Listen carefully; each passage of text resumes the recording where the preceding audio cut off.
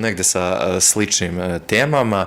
U martu smo pričali sa predstavnicima Zelenih vitezova reke Kolubare o predstojećim akcijama i o radionicama koje planiraju da održe u valjevskim obrazovnim institucijama. Sada vreme da napravimo presek šta je to urađeno negde u proteklom periodu i tim povodom sa mnom u studiju je Marija Urošević, ovoga jutra ispred Zelenih vitezova reke Kolubare. Kao što sam rekao, Marija, dobro ti jutro i hvala na izdvojenom vremenu. Hvala vama. Eto, negde kao što sam i rekao, pravili smo u martu najavu za sve ono što sledi, dosta toga je rađeno umeđu vremenu i nekoliko akcija čišćenja i Ljubostinje i reke Gradac, organizovali ste i brojne radionice, no hajde prvo da krenemo od tih akcija čišćenja. Tada smo najavljivali akciju čišćenja Ljubostinje, hajde da sada čujemo kako je to proteklo. Akcija se održala 18. aprila onako kako smo i očekivali. Nije bilo nekih, da kažemo, vremenskih nepogoda koje bi nas mogle tada ometnuti. Međutim, kasnije, sećamo se tih kiša u aprilu, kasnije su tek nastupile, tako da imali smo tu veliku sreću. Na samu akciju došlo je između 16 do 20 učesnika, zavisi u kom trenutku same akcije. Veliku zahvalnost moramo izraziti našoj profesorki biologije koja je predavala kako meni, tako i Nikoli.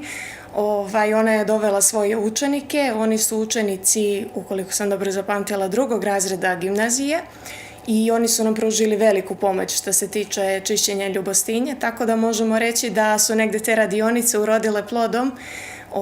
I mislim da je to veliki primer kako možemo podstaći učenike da čiste negde gde se čišćenje ne predstavlja kao kazna za učenike koji, ne znam, na primjer imaju loše ocene ili nešto drugo šta god da se desilo u školi, nego prosto je to bilo motivacija učenika da prosto kroz ili neke plusiće ili neke možda bolje ocene da učestvuju na jednoj lepoj akciji. Ili da kažemo vrati taj dug zajednice negde i treba na sve da gledamo i na taj način, da pojasnimo i našim gledalcima. Vi ste čistili taj deo Ljubostinje oko ekonomske škole, tamo kod kasarne i negde dosta ljudi tuda prolazi i pešaka i vidi se šta je sve tu, a upravo zato što ljudi tuda i prolaze, dosta je i smeća u Ljubostinji i znam da niste imali uopšte lak zadatak da to dovedete kako tako u red. Tako je, izvukli smo dosta smeća koje nismo očekivali da će se uopšte naći. Ljubostinje, s obzirom da je jako plitka reka i da se više pretvorila u kanalizaciju. Našli smo veoma kabasti otpad, pre svega dosta zavesa, dosta tkanine generalno. Bilo je veoma teško izvući i s obzirom da je natopljena vodom. Pored toga dosta kartona, naravno dosta limenki, jel te manji otpad, ali smo također našli i baštenska kolica, na primer, dosta nekih rukavica, dosta medicinskog otpada, tako da uglavnom verujem da to potiče iz potrebe za nekim kontejnerima ili drugim vidom odlaganja tog otpada. Također dosta bilo elektronskog i električnog otpada.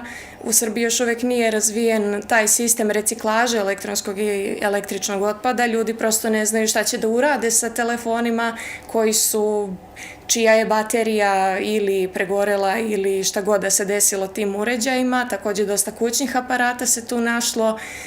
Negde jako začuđujuće u odnosu na prethodnu godinu kada smo za vrni rukave čistili Kolubaru, gde se i očekivalo da nađemo taj kabasti otpad jer je neuporedivo velika, ali s obzirom na veličinu Ljubostinje možemo čak reći da smo veći otpad našli u Ljubostinje nego u Kolubari. Ono što i najbolje ilustruje koliko ste količinu smeća tu pronašli, a kako si mi ti rekla pre nego što se kamere uključile, eto taj, uslovno da kažemo, mali pojas od kasarne do ekonomske škole, vama je trebao čitav dan da to počistite, je li tako? Dakle, krenuli ste rano ujutru i radili ste bukvalno čitav dan, obzirom na količinu koju ste tamo našli. Pretpostavljam da i kada ste pravili plan šta treba da radite, da niste očekivali takvu sliku? Uopšte, očekivali smo, kao što smo pričali u martu, da ćemo uspeti da dosegnemo do Rađevog sela ili negde dalje, da prosto počistimo i taj deo koji je manje pristupačan, koji se manje vidi, koji nije u samom gradu. Dakle, i drugi ljudi bi mogli u gradu da prosto priđu i da vide i da se i oni uključe, međutim, treba svakako obratiti pažnju i na ruralna područja. Međutim, prosto zbog količine smeća koje mi uopšte nismo mogli da predvidimo, očekivali smo dosta, više pored puta, manje u samoj reci i stvarno bilo je dosta pored puta onog sitnog otpada, tako da možemo to iskoristiti kao priliku da zamolimo građane da ne bacaju pored puta. Eto, ali Ljubostinja je čišćena netom nakon toga isto u okviru akcije Zavrni rukave. Kako je sada stanje, mogu ljudi da vide kada prođu tuda, i ono što je najžalije je što se vrlo brzo nakon tih akcija sve vrati nazad u to prvobitno stanje, ponovo je prilično smeće. Tako je, pogotovo Ljubostinja koja je jako plitka, nagomilavanje smeća se mnogo lakše primeti.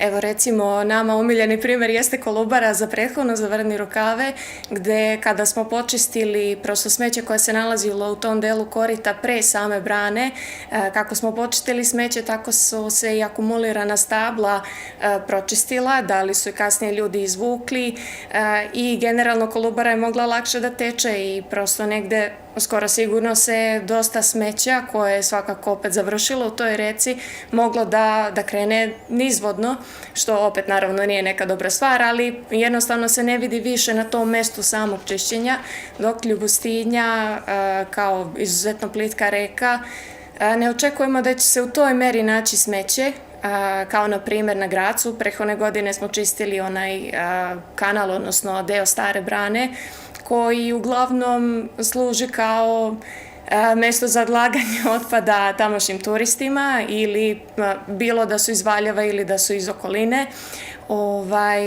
Za godinu dana primetno se nakupilo za Zavrni rukave, jedan dečak imao inicijativu, to je Milijan, moramo pohvaliti jer to je u pitanju dete koje je osnovnoškolskog uzrasta, možda 3. ili 4. razred, ako sam dobro upamtila, i on je aktivirao svoje roditelje da dođu tu.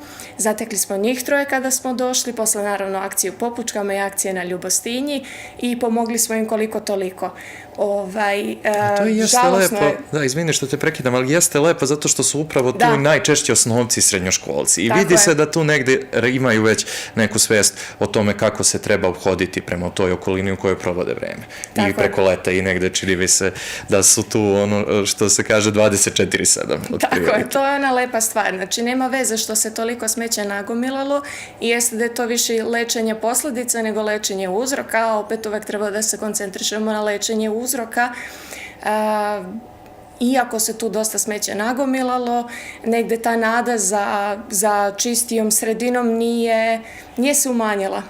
Eto, ali to lečenje uzroka jeste deo ovog projekta koji trenutno realizujete, a lečite uzroke kroz te tribine koje organizujete i koje upravo služe da bi se razvila ta ekološka svest kod mladih. Eto, hajde da napravimo presek tog dela cele priče. Gde ste bili do sada i kakvi su neki utisci? Očekivali smo da ćemo se pojaviti možda u jednoj srednjoj školi u Valjevu i svakako u jednoj visokoškolskoj ustanovi. Međutim, kako smo održali jednu radionicu u tehničkoj školi, naravno Valjevska gimnazija nam je također dala uslugu kao pre svega bivšim učenicima i tu smo održali, ukoliko se dobro sećam, 5 ili 6 radionica. Svakako odziv je đaka bio veliki, đaci prosto na tim časovima, kako smo ih držali, tribinama, kako smo ih držali u biblioteci Valjevske gimnazije, svako ima pravo da se odazove u smislu da li će samovoljno doći ili neće i velik je bio odziv. Na samim radionicama imali su priliku prosto da se upoznaju sa nekim principima, sa nekim procesom kako se ispituje uzorak vode, kako se uzima taj uzorak i velikom broju je bila nepoznanica, međutim nije im svakako bila nepoznanica ono sve ostalo pored tih laboratorijskih procesa, a to je koliko reka u Srbiji zagađeno, koje su to neke klase vode, šta bi oni očekivali, kako bi oni mogli da pomognu i prosto se tu negde vidi mnogo veća svest kod mladih u odnosu na starije, gde mlađi sada, a takođe i u osnovnoškolskom uzrastu, gledaju da što više štede vodu. Znači, od banalnih primera da, na primer, kada peru ruke, da dok se punjaju ruke, oni zavrnu slavinu, isto za pranje zuba, takođe do nekih, da kažemo, većih potrošača vode kao što je pranje kola. Ili zalivanje betona u letnjem periodu, što su ljudi imali naviku da rade, ali čini mi se da je to toliko sada iskorenjeno, da baš rijetki su slučajevi i u gradu, ne pamtim kada sam to video negde zadnji put da neko radi, a pre nekih 20 godina to bila redovna pojava. I opet, volio bih da se ponovo osvrnemo i na jedan projekat koji smo spominjali prošli puta, realizovale su ga vodene inspektorke Valjeva i negde do tada, moj je neki lični utisak, da smo negde imali pogrešnu percepciju da su vode u Valjevu relativno čiste, da je to relativno u redu, da ima puno loših primjera širom Srbije, ali da je taj projekat pokazao kakvo je pravo stanje stvari i čini mi se da su sada te vaše tribine negde dokazale da se to već i primilo, uslovno da kažem, kod mlađih. Tako je, pogotovo slučaj sa Ljubostinjom, dakle negde svi očekujemo da će to biti najgora klasa vode, ali očekujemo da će se klasa popraviti sa godišnjim dobima, znači najlogičnija stvar u toku proleća, u toku kiša, da će se podići nivo vode i samim tim biti određeni hemijski ili mikrobiološki parametri niži, da će nastati neka niža klasa vode. Mi smo u okviru samog projekta imali takođe 3 uzorkovanja vode i očekivali smo negde da neće doći do velikih promena u okviru samih tih parametara, možda eventualno do manjih u smislu u odnosu na čišćenje same reke. Dakle, uzeli smo uzorak 16. aprila i 20. aprila, odnosno 22. pardon, s obzirom na vremenske uslove i iako je u tom periodu došlo do kiša, prosto parametri se nisu ništa značajno poboljšali, opet kažem onako kako je očekivano.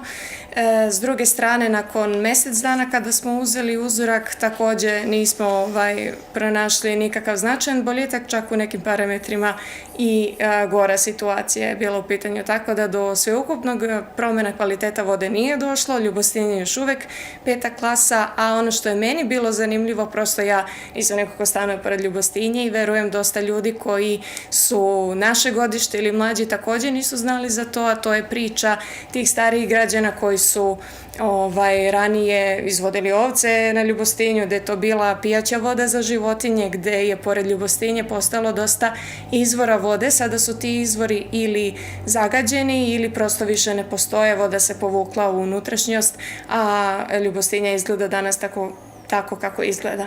Kako izgleda, toga smo svi svedoci svakog dana kada prođemo tuda. Imamo dobrih primjera u svetu, primjera dobre prakse gde ti negativni trendovi mogu da se preokrenu, no ono što je važno za sve te priče je da za to treba vreme. To ne može od danas do sutra, za to su potrebne i generacije, potrebne su i decenije da bi se to dovelo u neko normalno stanje. I upravo zato je važno i ovo što radite i te radionice i negde sve ove redovne aktivnosti i baš bih hteo i to da te pitam, kada vidiš interesovanje mlađih i u srednjim školama, čini mi se da ima nade za ekološku sredinu. Apsolutno, treba nastaviti da verujemo, treba se nadati. Prosto to je ona priča Viktora Frankla koji je posmatrao zarobljenike u logorima, nisu opstajali ni oni koji su bili fizički najjači, niti oni koji su, da kažemo, bili najučeniji ili šta god, koji su najviše jeli, opstajali su oni koji su imali najviše nade da će se sutra rad završiti, da će izaći iz logora. To je naravno ekstremni primer ovoga, ali sutra ukoliko ne budemo obratili više pažnje na našu životnu sredinu, to možda ponovo postane realnost u smislu možda više ne budemo imali toliko izvora vode koliko budemo imali. Ja mislim da prosto narod u zapadnoj Srbiji nije svestan koliko ima čiste vode, čistih izvora vode u odnosu na ostatak Srbije, ali u odnosu na ostatak sveta. Treba se truditi da takvu budućnost, koja više nije neka daleka naučna fantastika, da izbegnemo u što većoj meri i ukoliko ne možemo da vidimo neki boljitak u smislu da budemo sutra, ne znam, ili mnogo čistije životne sredine ili energetski efikasnije društvo, da svakako se prosto boljitak može biti i zaustavljanje onog najgoreg. Eto, volio bih, Marija, čisto za kraj da te pitam kakvi su neki planovi za zelene vitezove u narednom periodu. Pretpostavljam da nastavljate negde u istom ritmu i tokom leta. U toku leta vidjet ćemo u odnosu na ove vrućine, u odnosu na prosto samo zračenje, ali svakako očekujemo da skoro sigurno da se vratimo na Gradac, prosto zbog same klime i zbog lepote druženja. Dogodine svakako ono što želimo da nastavimo jeste projekat Pesničke šume, koja je u sklopu svakako sa Narodnom bibliotekom, sa Valjevskom gimnazijom i sa crkvom u Brankovini, kao i sa školom u Brankovini, da prosto pošumimo taj deo Valjevskog okruga, odnosno Valjevskog područja i da negde prosto napravimo nešto pesnikinje u čast. Stvarno je dosta planova i nadam se da ćete ih i realizovati, pa da se vidimo i tim povodom ponovo kod nas u studiju. Eto, Marija, hvala ti puno na gostovanju ovoga jutra i na izdvojenom vremenu. Hvala vama. Nadam se da ova priča inspirisala i neke druge mlade da krenu istim putem.